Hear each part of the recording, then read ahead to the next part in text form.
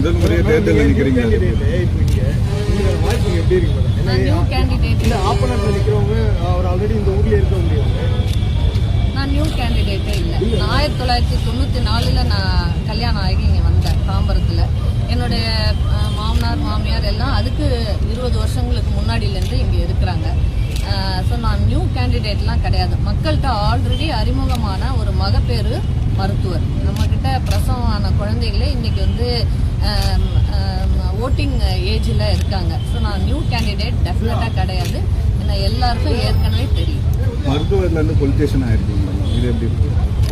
அதான் திராவிட மாடல் அரசு எல்லாரையும் பெண்களுக்கான அங்கீகாரம் கொடுக்குது. பெண்கள் அவங்களுக்கு பிடிச்சிருக்கு இந்த அரசியலுக்கு வந்து மக்களுக்கு சேவை செய்யணுங்கிற எண்ணம் யாருக்காக இருந்தாலும், அது மருத்துவராக இருந்தாலும் சரி, யாராக இருந்தாலும் சரி, பெண்களுக்கு முக்கியத்துவம் கொடுக்குற அரசர் தான் எங்கள் திராவிட மாடல் அரசு. வெற்றி வாய்ப்பு எப்படி இருக்கு மேடம்? உங்களுக்கே நல்லா தெரியும் கள விவரம். கண்டிப்பாக நாங்கள் எங்கள் கூட்டணி தான் ஜெயிப்போம். இப்போ 4 முனை போட்டின்னு சொல்கிறாங்க, தாம்பரத்தில் எப்படி? ஒரே முனை தான், நாங்கள் தான்.